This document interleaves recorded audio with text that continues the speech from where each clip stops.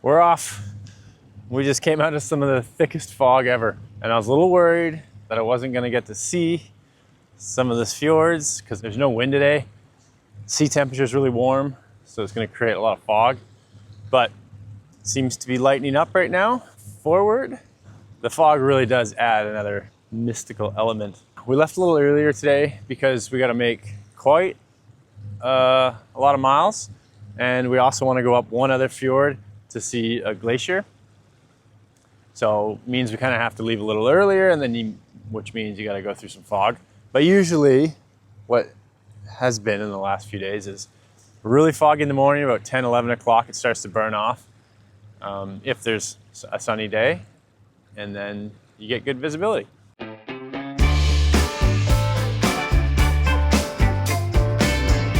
We're continuing our journey through the breathtaking fjord known as Prince Christian Sound in southern Greenland. The fog did lift, and the views opened right up. Because it was such a calm start to the day, I jumped on some passage prep, got some dough ready that I'll leave cold fermenting in the fridge. I also had some chicken thawing, ready to turn into a white sauce lasagna, and made some Chinese sticky rice, the kind that you might find at dim sum that goes perfect with some peanuts that I keep chopped up ready to go. Having hearty meals ready ahead of time makes the long stretches at sea so much easier. It's one less thing to think about when we're out here, so we'll be ready for our sail out of Greenland. So we're going to take a quick minute here to thank this week's sponsor, Bluetti.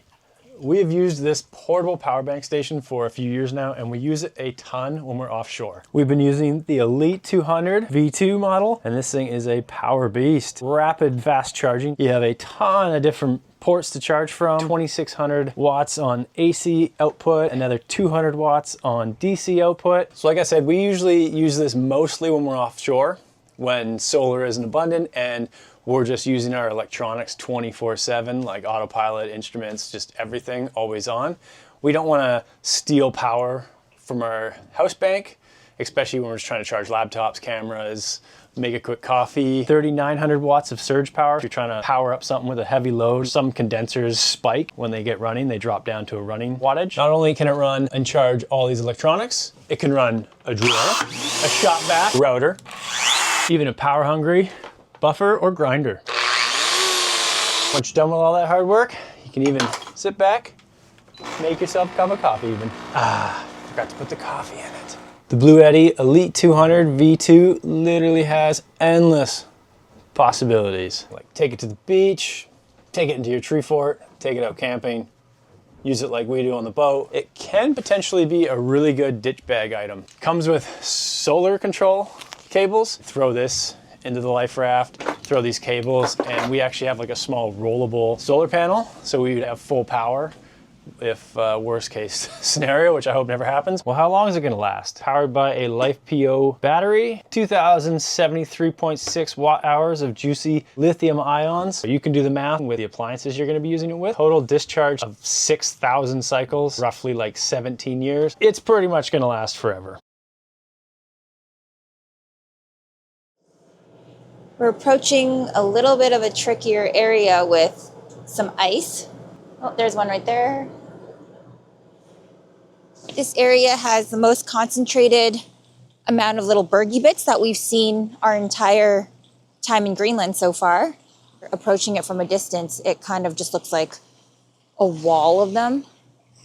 And then as you get closer, you can see that they're dispersed, but not dispersed that much. We thought it was going to be like this throughout the majority of Greenland, actually.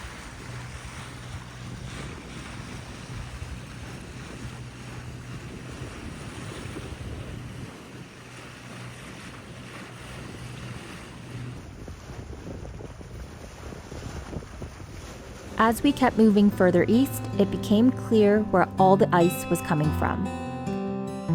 What we love about sailing Greenland is that the views have been ever-changing, shifting the whole way east. Now it feels like everywhere we look, there's another glacier pouring into the sea, and it's just stunning.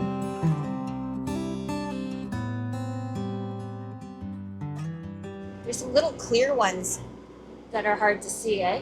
Like they're very, very small too, and just a couple little peaks are breaking the surface. Yeah, you can barely see them with the little bit of ripple in the water. See those tiny little points. Yeah, we're just passing some crazy turbulence right now. You can see the iceberg. We just sped up, like, did 8.5 knots, and it's like, just slow down. Was it current at all, or just? Yeah, it's just like a superseded current right here. Did you see the water? Oh yeah. It's wild. We get through this section. Oh boy. Where are you going? You gotta like weave a bit. So there's a bunch of them on the left. We wouldn't be able to get through there without hitting a bunch. There's one right there.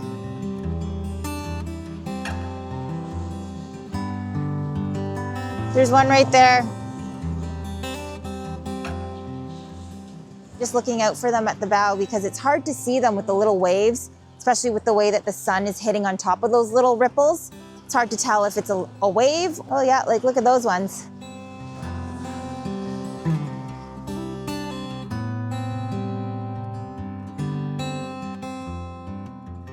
Some of the super small pieces, it may not look like it's a big deal, but you never know how much of it is actually beneath the surface of the water. So we don't want to hit anything.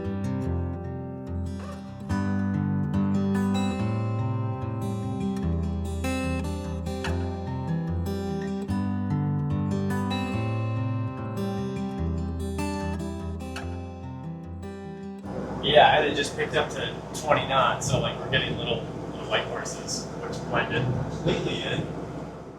Those ones look so tiny, but you never know what's beneath, like how much is below the water. Oh, even if we hit a chunk like this big, it could totally mess the propeller up.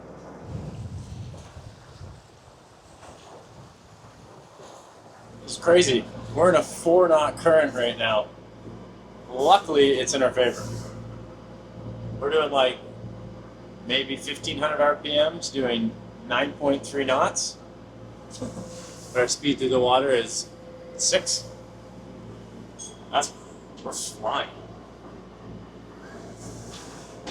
I'm glad it's in our favor. Doesn't really say much on the charts about currents in and around these fjords, which I was very surprised that there wasn't any. I'm sure there is on different charts, just not our navionics. Because I know in and around the fjords of the Faroes, currents are like a make or break trip. So we've been lucky, I guess, on this trip, just kind of going with it and just hadn't hit anything too serious except now a 4-knot current, which would have been really crappy if we were heading that way. But it's not, so we got lucky. We're dodging growlers right now as we approach a pretty epic spot. We're not going to anchor here for the night, obviously, because you can't, but it's a site that we have to point our bow directly in front of and get some shots with because this is freaking cool. Hard to see. Like it'll be a little bit difficult getting back out, but totally worth the challenge. Oh, they all disappear when you look backwards. That's concerning, isn't it? Yeah, see those little guys right there? You passed the thick of it, but look what we're approaching. This is exciting. Oh, there's a little one over there, a little clear one. There's a couple clear pieces.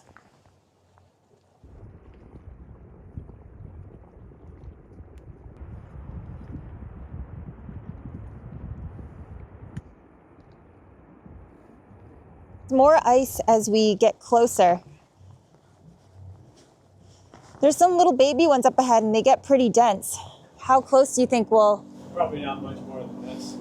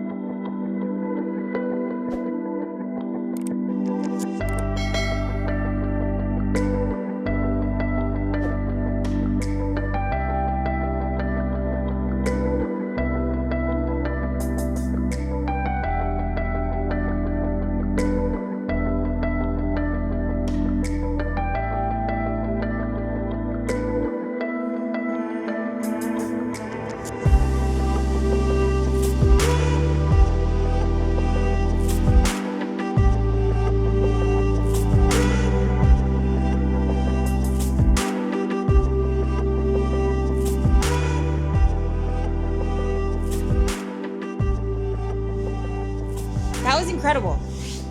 Yeah, that honestly was like so amazing to go see. If it hasn't been really warm the last 2 days, You could probably get right up to it. I'd feel a little bit more confident going closer to it, but all of the stuff in the bay right now is probably from yesterday and just from the bits we went through earlier today. Yeah, It looked like a fresh fall. looks like a pretty fresh fall. So I don't want to get too close to it. All the stuff that we were dodging on our way in, we're dodging on our way out. And you don't really see them until you get real close. This one, you probably can't even see it in camera. It's almost Oh yeah, no, it's clear. That's the stuff you gotta chip off to sip the whiskey with. I feel like we're on such a big expedition. Like, the stuff we've been doing lately has been so flippin' epic. Never have I ever imagined that I would be doing this. Yeah, it makes sailing extremely interesting. Like when it becomes more expedition-y than vacation-y. And rewarding. Yeah. Oh, there's another one. Oh, that Oh, one's that a one's good super one. clear. Look at that one. It's a big nugget. Huge whiskey A big nugget. nugget. There's a bunch in front Here, of us. nugget. Maybe we You're not gonna try to grab one right now. Jesus. can- No, not too fast. That one's huge. You'd have to chip it off. What are you gonna chip it off with? See if I can get to it. No. It's huge underneath. You just see the 3 prongs. You're gonna ruin that varnish work?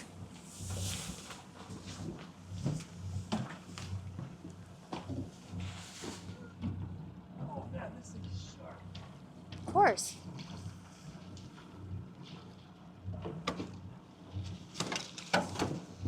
Oh, that piece right there that broke off. Oh, No! just killed our paint. Everything kills our paint.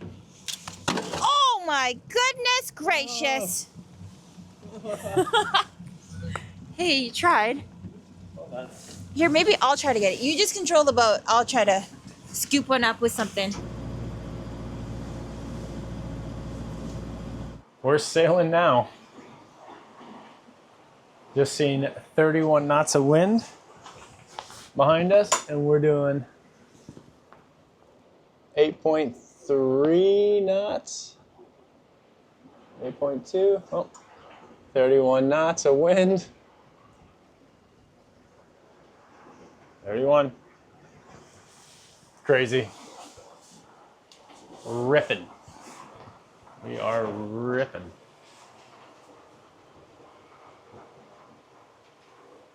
Pretty cool, but also a little bit nervous.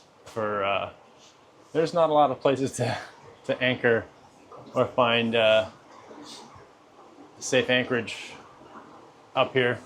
There's a weather station you can tie to, but this would be very sketchy conditions to try to even think about tying to it. So hopefully it dies down or it's tucked away just enough that there's no wind there. Otherwise, I'm not sure what we'll do. I'm a little nervous.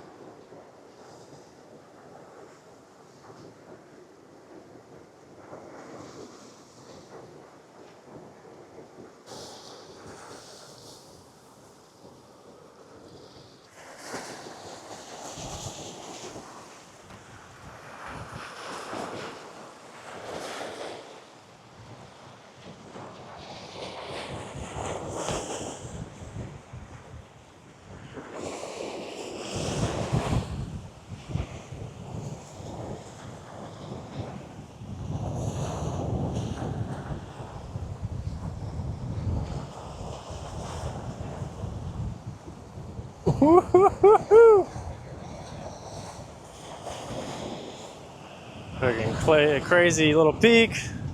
Glacier, epic.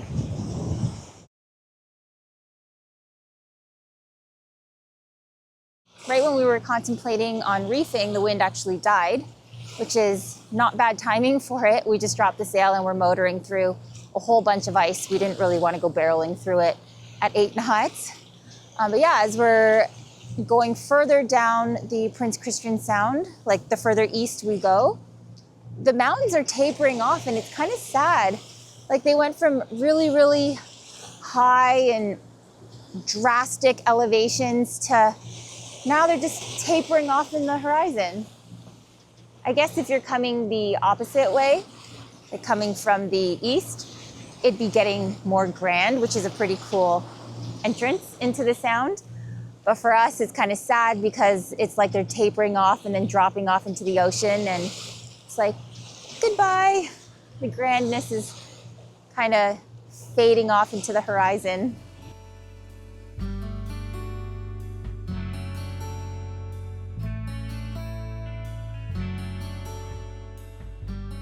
We're just approaching the weather station. We've got all our fenders and our line set up on the port side, anticipating that we were going to be backing into this spot because it is rather tight, and then that way we have an easy out in the morning. You don't want this guy to come creeping in.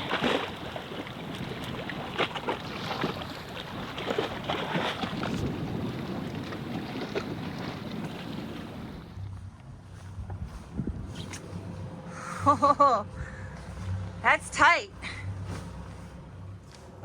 We're having a little bit of trouble getting into the weather station over there, like docking, because we've got 10 knots of wind on the like beam, 10 plus. and we can't get our nose pointed in the direction that we need to start making our reverse.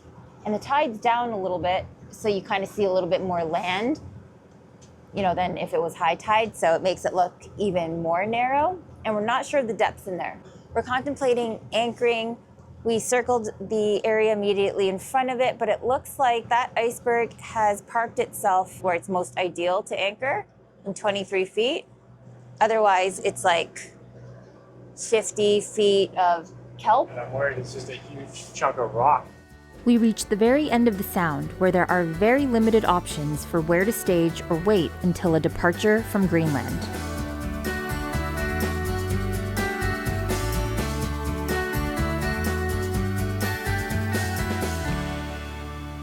The anchorage that we went to go check out, we didn't feel comfortable dropping the hook in because you had to go really close to shore before you got into anchorable depths that we were comfortable with. So we did a loop through there, came back to the anchorage right in front of the weather station area. And within that time, like maybe 45 minutes, an hour, the tide came up enough that it lifted that iceberg that was in Primo to Primo anchoring area and lifted the iceberg up and away. It floated. It's now in the distance, which freed up the spot for us to drop the hook in 25 feet of water. It's all the way out there in the distance. It was a little shallow, like it's not the best area because when we approached our anchor drop location, we had 6 feet under the keel at the low point.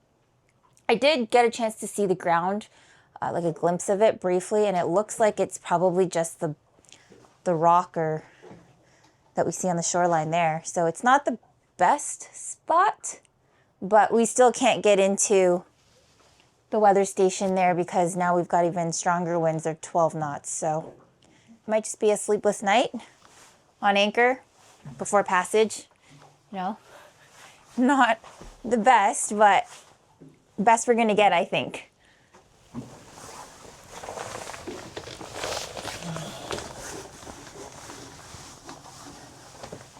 I'm tired. I just want to sleep. We can't. Well, if the wind calms down enough. Oh yeah, if the wind dies, then I would feel more confident. Hit subscribe and join us on our offshore sail to Iceland. It was an interesting one to say the least, and we'll tell you all about it next week.